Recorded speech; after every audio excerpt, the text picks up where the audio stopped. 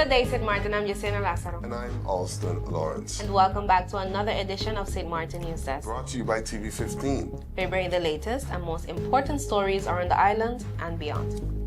It's almost weekend, but almost doesn't count. Check out these top headlines.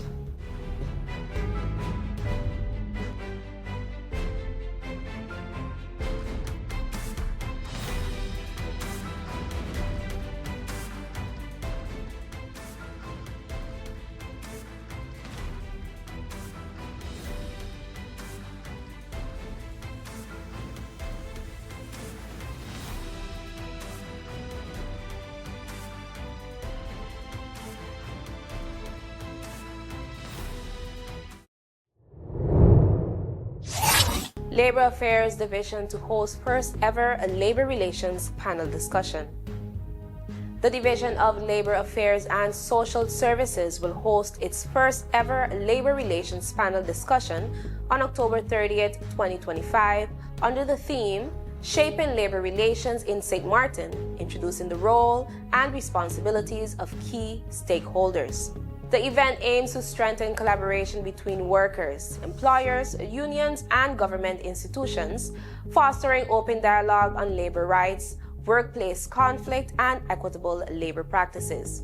Labor relations, defined by the International Labour Organization (ILO), focuses on how employers and workers cooperate, negotiate, and resolve conflicts to ensure fairness, productivity, and societal peace. The panel will explore themes including conflict resolution, inclusion and equity, and safe and secure working conditions, with discussions led by Ms. Peggy Ann Dross Richardson, Ms. Sharon Kangiter, Mr. Andrew Budaka, Ms. Crystal Wanga, and Ms. Yunalda Cairo, LLM. Residents are invited to submit questions related to the theme by October 24th and RSVP by October 25 via the email labor.relations@stmartengov.org or by calling 523-3671. The discussion takes place from 10 a.m. to 12 noon in conference rooms 1 and 2 of the Government Administration Building. Smart launches Chirp First Early Bird Initiative for the 2026 Trade Show. The Sint Maarten Annual Regional Trade Show, known as SMART, has officially opened registration for its 18th edition, introducing a new Chirp First Early Bird initiative that allows participants to choose their preferred floor location ahead of the event. The Early Bird offer is available until December 1st, after which regular floor allotment will resume. The initiative rewards long-time local participants and welcomes new suppliers eager to secure prime positions, especially as demand grows for double booths and power-equipped spaces for digital presentations. Organized by the Sint Maarten Hospitality and Trade Association, known as SCDF, in collaboration with the Sint Maarten Tourism Bureau, STB, L'Office du Tourisme, ODT, and Club du Tourisme, CDT, SMART is the largest tourism trade show in the Northeastern Caribbean. The upcoming 2026 edition, taking place June 22nd to 26th, 2026, will continue to highlight tourism and business opportunities across Sint Maarten. It also features initiatives such as the Small Hotel Square, offering reduced booth rates for boutique hotels, and the return of the Green Room, focus on sustainable tourism. Interested companies can secure their preferred booth spot by emailing info@shda.com, with placements handled on a first-come, first-served, or first-chirped basis. More details are available at www.shda.com. CPS promotes Global Handwashing Day, Clean Hands, Healthy Home, School and Workplace. The Collective Prevention Services, known as CPS, part of the Ministry of Public Health, Social Development and Labor, is encouraging everyone to make hand washing a daily habit as the world observes Global Handwashing Day on Wednesday, October 15th. This year's theme, Clean Hands, Healthy Home, School and Workplace, highlights the importance of hand washing with soap as one of the most effective and affordable ways to prevent the spread of germs and disease.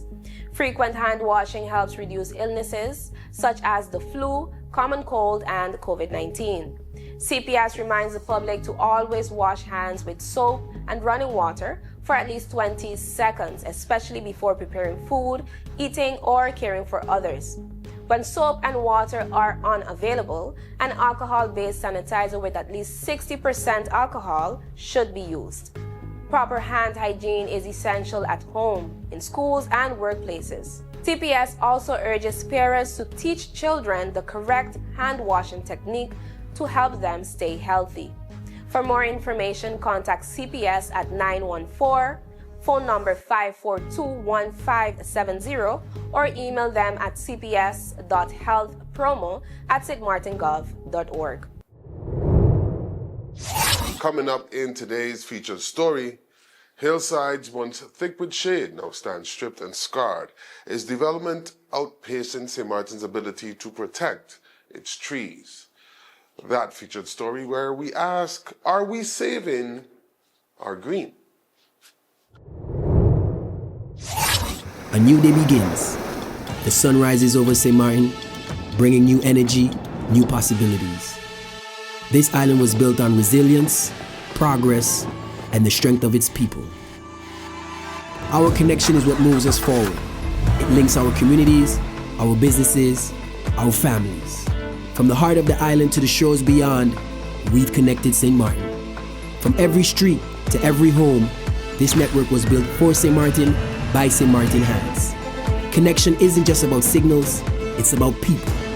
This is your island and your network recharged. Proudly local, we're here for today, tomorrow, and every milestone ahead.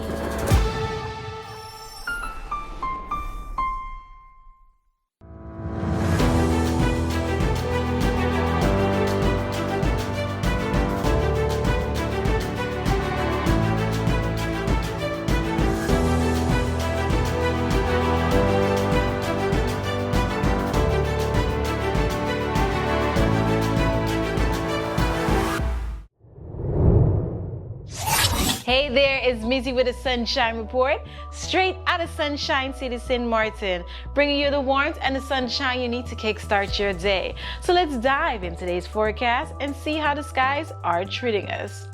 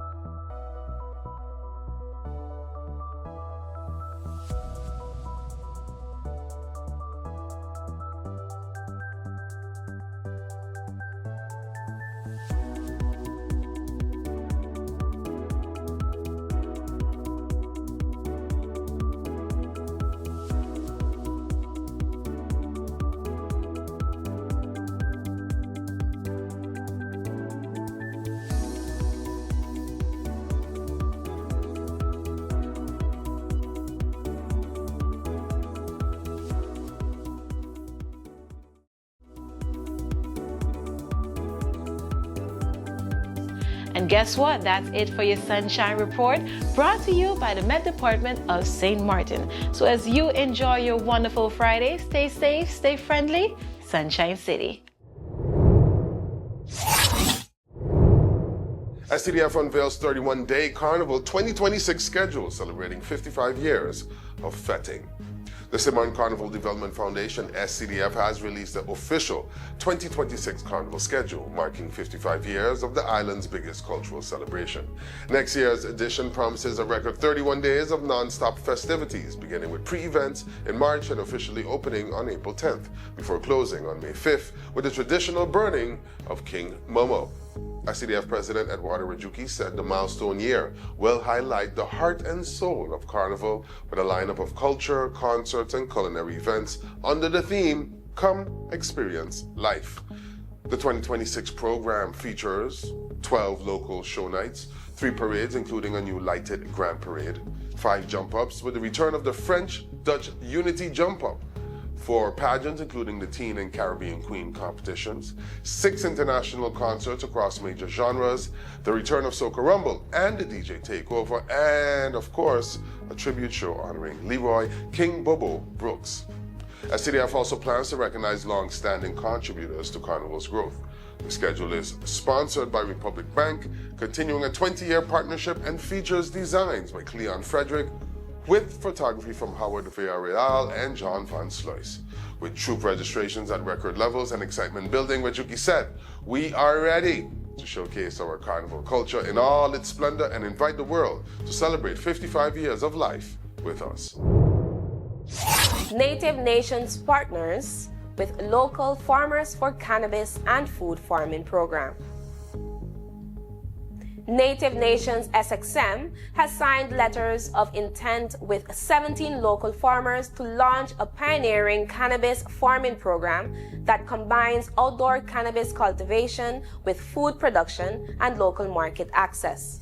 The initiative follows the group's call to farmers meeting in August and builds on recent consultations and partnerships, including discussions with the Flandreau, Santi Sio tribe and Native Nations Cannabis. Under the model, farmers called Masters Farmers will operate as independent entrepreneurs cultivating industrial hemp, CBD, and THC crops for both export and domestic markets. Each farmer will have a guarantee harvest purchase agreement, access to premium genetics, training, and potential startup loans of up to $50,000. Food security is also a key feature of the program. Farmers will rotate cannabis with crops like cucumber, watermelon, and sage, improving soil health and boosting local food supply. A farmer's market will be built next to the cultivation site, providing daily outlets for fresh produce and creating dual income streams for participants. The program is expected to create over 560 jobs and generate $6 to $10 million in indirect spending, with added benefits for tourism and local small businesses. This is about more than cannabis. It's about sovereignty, inclusion, and community resilience, stated Native Nations SXM, calling on residents and entrepreneurs to engage with the effort at nncsxm.com and on social media. Sint Maarten showcases marine strength at 2025 Annapolis Sailboat Show. The Sint Maarten Marine Trades Association, SMMTA, and the Sint Maarten Tourism Bureau, STB, proudly represented the island at the 2025 Annapolis Sailboat Show, one of the U.S.'s largest and most prestigious marine events. Supported by sponsors including Budget Marine, Island Water World, FKG, Bobby's Marina, Nomad Marine Solutions, and David Walters Yachts, the Sint Maarten team promoted the island as a premier destination for sailors, yacht owners, and charter visitors. Held annually in Maryland, the Annapolis show draws over 50,000 visitors and features more than 150 boats, along with hundreds of marine exhibitors. Sint Maarten's booth, located in the vacation basin, offered direct engagement with an international audience seeking new cruising and charter destinations. Mei Ling Chung, director of the Tourism Bureau, said the island's participation reinforced Sint Maarten's image as a world-class maritime hub, offering first-class services and unmatched natural beauty. Gabby Eman of Island Water World added that the experience helped highlight Sint Maarten's growing marine industry and sustainable blue economy potential. Following the show's success, SMMTA and STB plan to build on new partnerships, refine promotional efforts, and continue improving marine infrastructure to meet the expectations of global sailors and charter clients.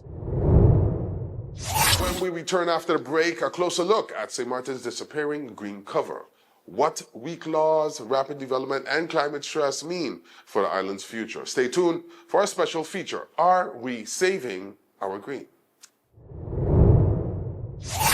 Let's put everything on the table. People always give their opinion, and you can either take it or crunch it. Let them judge. We give in to the most irresistible flavor. We devour every nugget that falls in our hands, especially when it's our crunchy fried chicken. And let the crumbs fly if needed. Let them keep judging. We'll keep indulging. KFC, it's finger-licking good.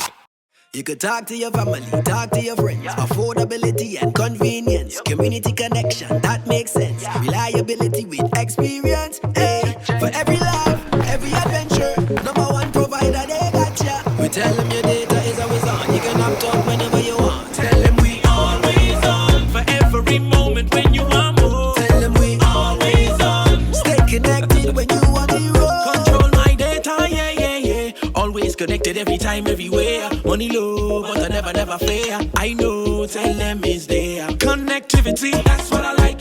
Flexibility, that's what I like. Reliability, that's what I like. Tell them, sign me up for life. Tell them we always on. For every moment when you want more. Come tell them we always on. Stay connected when you want to go. Come tell them we always on. For every moment when you want more. Tell them we always on. Stay connected when you want to road.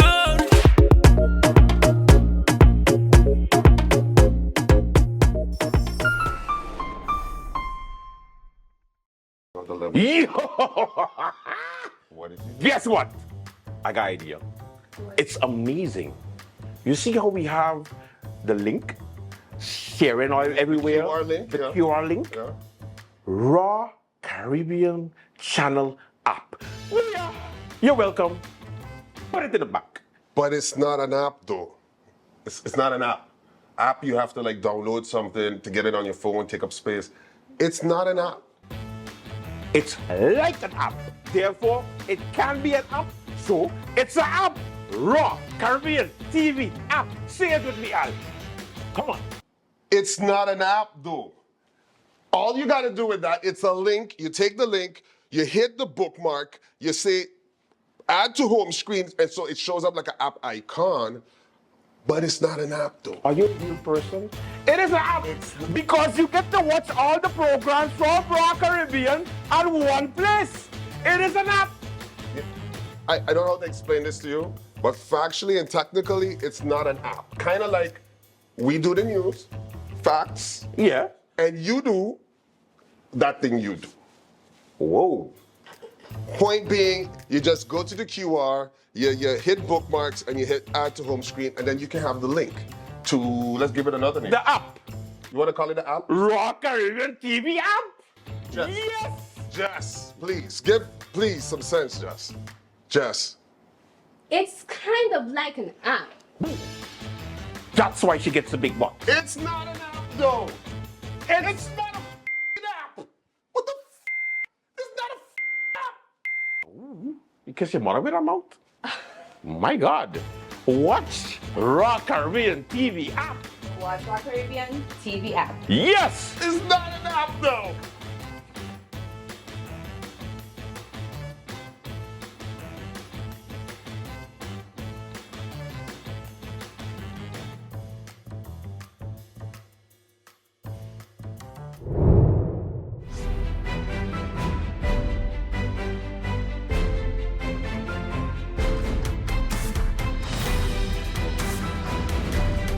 Today, in our featured story, we take you beyond the headlines to the quiet, ongoing loss shaping the very face of Sint Maarten. From the hills of Cold Bay to the ridges of Sentry Hills, trees, once the island's natural guardians, are falling faster than the laws can protect them. What remains are bare slopes, rising heats, and unanswered questions about the balance between growth and green. Our featured story today asks, are we saving our green or losing it branch by branch? Here's Alston with the story. In Cold Bay, one resident points to an empty hillside where a tamarind tree once stood tall beside her home. She remembers its fruit, its shade, and the laughter shared beneath it. Today it's gone, replaced by the unfinished skeleton of a project called Carbon Grove, a stalled development that left behind little more than exposed soil and rising heat. Her story echoes across St. Maarten, where trees are disappearing quietly, One permit, one project, one hillside at a time. Each loss weakens the island's ecological backbone, eroding the soil, thinning the shade, and stripping away the natural buffers that once blunted storms and cooled communities. A 2024 biodiversity assessment by EPIC, the Nature Foundation, and VROMI revealed just how fragile the situation has become. Sentry Hill and Naked Boy Hill still shelter dozens of native tree species, but lower areas like St. Peter's Hill are overrun by invasive plants and stunted growth. Most alarming is the fate of the thatch palm forests, now found in only 2 tiny pockets of the island. What once defined the landscape now survives as fragments of memory. On paper, protection exists. The tree ordinance requires permits for cutting trunks thicker than 20 centimeters. The silk cotton tree is legally protected. And the new nature policy plan, 2025 to 2030, promises greener zoning and stricter oversight. But enforcement is another story. Since 2014, zoning plans remain unfinalized, and with just 2 inspectors covering the entire Dutch side, enforcement is described as sporadic at best. Former infrastructure head Claudius Buncamper put it bluntly, 9 times out of 10, no one checks. Developers clear plots knowing accountability is rare. Meanwhile, civil works permits meant to regulate land clearing are often missing, late, or invisible to the public. In some cases, beach bars and resorts were already built before permits were even published. Environmental groups like the Nature Foundation say they're often consulted after damage is done. Most people don't even know a tree policy exists, said project manager Sabrine Brismuir. Without public awareness or a clear way for citizens to challenge development, the laws become little more than paper promises. Still, not all is lost. Some developers like Rice Hill Gardens have voluntarily adopted stricter tree protection standards, limiting removal to trunks over 15 centimeters and preserving native shade trees to reduce irrigation needs. And on the friend side, stronger environmental laws and an active Reserve Naturale have encouraged citizens to report violations and protect native species, though resources remain tight there as well. Beyond the policies and permits, there's something deeper at stake: memory. Cultural historian Dr. Jay Havison reminds us that trees once shaped the island's identity. Silk cottons as meeting places, tamarinds as landmarks, and mango trees as a living inheritance. When those fall, so does a part of who we are. And yet, hope may grow again if awareness takes root. Education, many say, is the real key, teaching children to know the names of their trees, to see them not as obstacles but as part of their community. Because as climate change brings harsher storms and longer droughts, trees aren't luxuries, they're survival. The question now is whether St. Martin's future will stand shaded in green or built entirely in concrete. Jess. Thank you, Alston. That was our featured report. Are we saving our green? In the words of the late artist Ruby Butte, who once wrote of the silk cotton tree as the mama tree, these giants are more than roots and leaves. They are memory, culture, and protection. As development races ahead, the question remains, can St. Martin find the balance between progress and preservation before it's too late? Thank you for watching NEWSDESK. That's all the time we have for today's edition of St. Martin NEWSDESK. Thank you for joining us. Remember, new episodes premiere every weekday morning at 8 a.m. on TV 15, and then across our social media platforms. I'm Alston Lawrence. And I'm Yesenia Lazaro, wishing you an amazing afternoon and evening. See you tomorrow. Stay friendly. St. Martin.